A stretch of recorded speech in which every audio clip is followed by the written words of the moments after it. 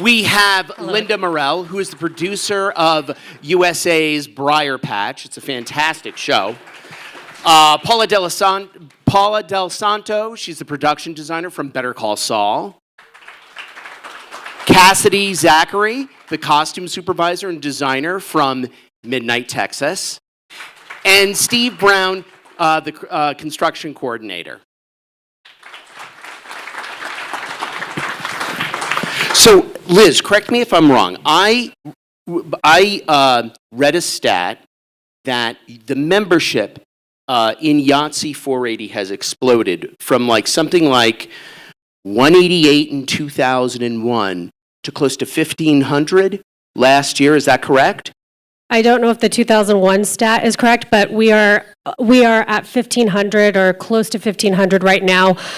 We had an 11% growth in fiscal year 2019, and we're going to continue to grow. We directly relate this to Senate Bill 2, which passed in 2019, and the creation of the New Mexico Film Partners. And so with the increased production, we will continue to grow. Now, with the growth in the skilled labor, is the infrastructure also growing? And are you in this situation where you have enough infrastructure for the skilled workers, or vice versa? Is more one than the other? I think we are building the infrastructure with the expected growth anticipated, and that's a combined effort of the unions, the state, the sound stages. For example, I think it was mentioned earlier, NBC is opening their doors. There's going to be a ribbon cutting next week. That's a brand new studio opening. We've got Netflix studios here. We've got Santa Fe studios. They just mentioned the expansion there.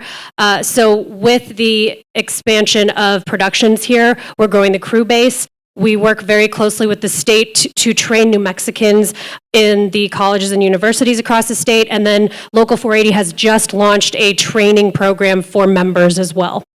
Is there a particular field that you're still in need of under Local 480? So the crafts that we tend to tap out earliest in are typically construction, grip electric. Those are, when you're building productions, those are typically the crafts that we're going to see the numbers dwindle the quickest. But we also have a need for additional special effects makeup artists or special effects technicians. We have a need for stitchers and cutter fitters, which is a very distinct craft set. Cassidy can speak more to that a little bit later. We have a need across the board, depending on what kind of productions are coming into town. For example, last year we had a couple of productions that were zombie type productions, so we had a need for special effects makeup crew. We were dwindling on that. It just depends on what the season is and what we're dwindling on, but across the board, we definitely see a need in all facets. Now, other states, when you shoot there, they say, okay, you need a minimum % of your crew to be from the state. How is it here? So here we're a union security state, so we like to make sure that the members that are, or the production is hiring and providing benefits to the crew. And as was described during Secretary Key's presentation this morning, there is, the incentive you'll get is for residents, New Mexican residents. There is an allowance for 15% of the below the line wage budget to go for out-of-state crew. And then if there's a need, you can request an additional 5%. So it's right now it's a percentage, it's not a crew amount, but that's what you can be rebated for. But really, we do encourage productions to talk to the unions, to talk to the department heads and keys that are here locally to figure out who we have here as far as crew base to fill those positions first. Now, Linda, in the pilot episode of Briar Patch, which is a great film noir, has everyone watched it? You have to. It's really remarkable. Up there with Twin Peaks. There's this when Rosario Dawson lands here, the zoo animals have broken out of the zoo. Tell us about, can you tell us more about just the whole, just wrangling the animals and Bengal tigers and everything? The process. So I was not actually on the pilot, but that doesn't matter because if it's in the pilot, we expect it, further episodes. So yes, the animals came up first in production because it's such a process to get exotic animals into New Mexico. I was told the minute I started, get that process going now, even though it wasn't coming up to like episode 7 or 8. But our animal wranglers in LA worked with local animal wranglers here, and they went through all the process of the FDA and all of the licenses that had to be acquired, and there's like a waiting period. It's a whole process. But we were able to get those animals here, and I think there were quite a few that were local, but things like Bengals or exotic had to come from LA. Paula, on Better Call Saul, I mean, the locations are characters themselves, whether it's Jimmy McGill's brother's house or like the restaurant where Michael Mandow is, or tell us about how fast is it to tell us about just working with Vince and creating those characters and finding them in the script around town. Steve and I sort of grown up through Breaking Bad and Better Call Saul. The thing about Breaking Bad and Better Call Saul, between Vince and Peter, what they want is what they want. And we work very hard to get everything just as perfect as possible. And there's a lot of continuity. Every set, we're taking photos of. We're making sure everything is correct to the story. They are extremely creative, extremely fun to have. Our concept meetings and production meetings. It's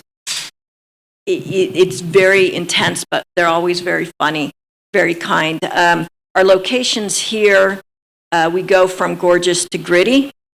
I always say I can do gritty really well, and it's not as easy as you think. Doing gritty it can be very difficult. We do, the sky, as we've talked about before, plays a big part, especially to Vince. Vince is really, and I think this season we are out and about, and it's going to be a big player in what you're going to see on Saul. It's a hard show, no doubt about it. Our crew is very good, very committed, very loyal, and we've battled. I feel like I have gone to film school through Breaking Bad and Better Call Saul because my background was architecture. And I try to bring in New Mexicans. I try to bring them in as PAs, and I'll throw them a bone. We are working very hard to get more set designers and more graphic designers. I don't want to bring them in. I want our money to stay in New Mexico. I have a meeting with the architecture school Tuesday to talk about what we can do to bring set designers. I want to talk to the state and see what kind of money. I know that the 480, we should talk and see what we can do about getting our crew up and going. That's a little off subject, but no, yes. That's excellent. Cassidy, New Mexico is often used for Texas. Tell us about creating that look and bringing that into Midnight Texas. Here. So Midnight Texas is a contemporary show, but what was so fantastic for costumes specifically is that it's a lot of witches, a lot of ghosts, a lot of demons. The last season, unfortunately, it got canceled, but last season we even went back to the medieval times. So I had my cutter fitter extraordinaire literally having to construct 3 or 4 medieval gowns from scratch in the matter of a week. As we all know, TV moves really quickly. So in terms of it being a contemporary show, we were able to shop that here locally, everything. But a lot of it had to be built too because of all of these kind of special circumstances.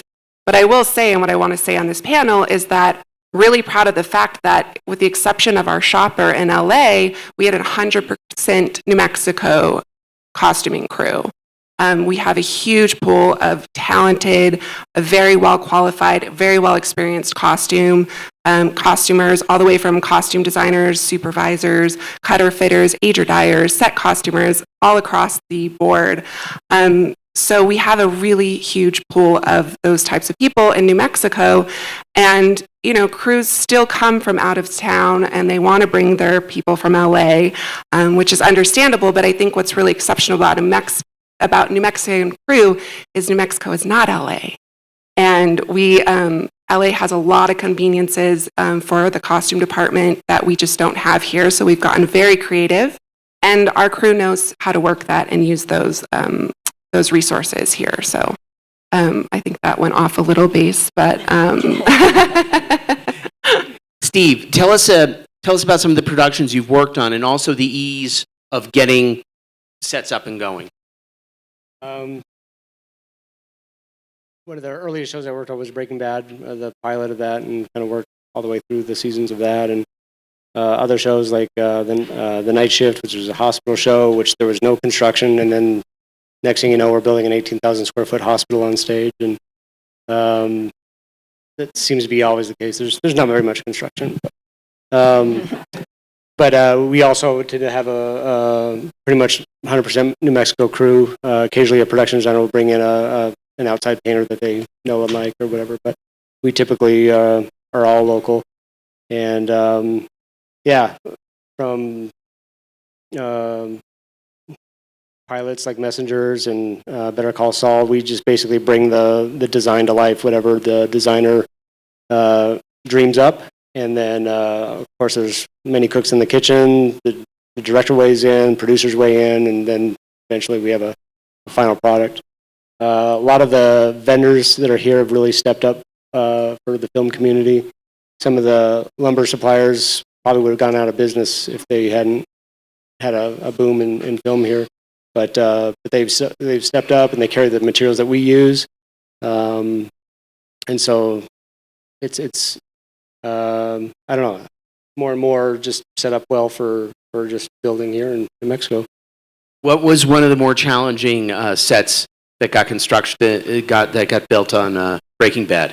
On Breaking Bad, there's been a few. We had the Super Lab, which was one of the first ones that I ran as a foreman, and but that was kind of one of the more iconic ones. We've also had other sets that were like beat down, drug-ridden motels, riddled with graffiti, and those ones are actually harder because it's such a it's not exact lines on a plan that you can just create. It's a lot more art than science, and so but we've got a lot of talented painters, and they always pull it off. So How fast does it go up? it depends on a set. Sometimes we've got 5 days to get a small setup. Sometimes we work on something for 8 or 9 weeks. Or on Daybreak, we built a section of a mall that's here in Albuquerque. Basically replicated a piece of the mall, which took up more than a whole sound stage and bleeded into the next one. And that was about a 12-week build. Excellent. I want to thank our panelists today. Liz Pecos, Linda Morel, Paula Del Santo, Cassidy Zachary, and Steve Brown.